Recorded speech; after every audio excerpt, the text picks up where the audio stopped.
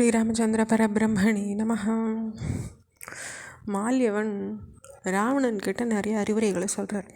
அப்போது அவர் சொல்கிறார், ரிஷிகளை நீ துன்புறுத்த முனைஞ்சிருக்க, அவளோட சக்தியோ சாதாரணமானது கிடையாது.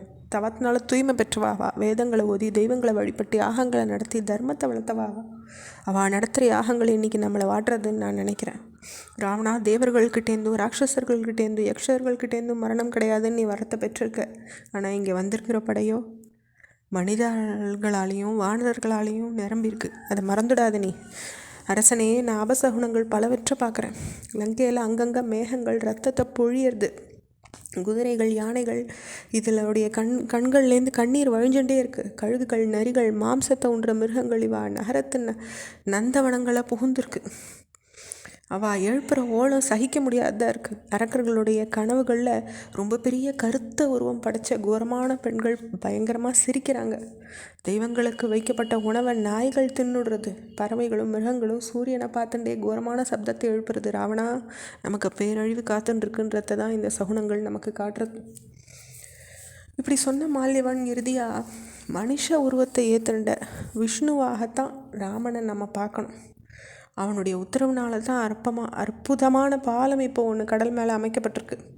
அவன் விரும்பினா சாதிக்க முடியாத காரியம்ன்றது ஒன்று கிடையவே கிடையாது. ராவணா, ராமனோட சமாதானம் செஞ்சுக்கோ.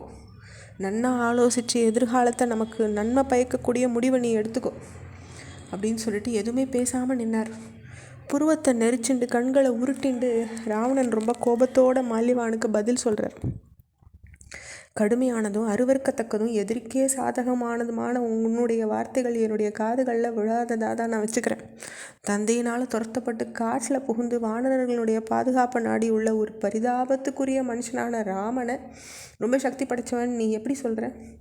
அதே போல் எல்லா சக்திகளும் படைத்தவனும் அரக்கர்கள் மன்னனும் தேவர்களை நடுங்க செஞ்சவனுமான என்ன குறையுள்ளவனா நீ எப்படி பார்க்குற?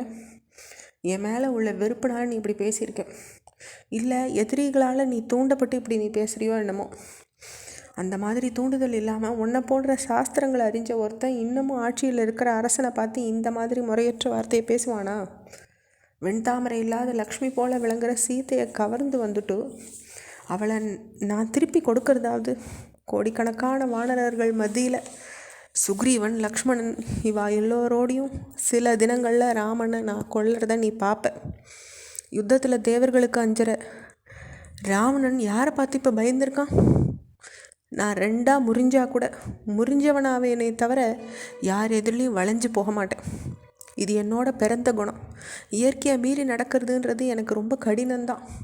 சமுத்திரத்தின் மேலே ஒரு பாலம் அமைஞ்சிட்டதுனால அந்த ராமனை பார்த்து நான் அஞ்சு நடுங்கணுமா? வானரப்படை சமுத்திரத்தை கடந்துட்டதுனா போதுமா? அப்படி கடந்து இங்கே வர ராமன் நிச்சயமாக உயிரோடு திரும்ப போகிறது கிடையாது.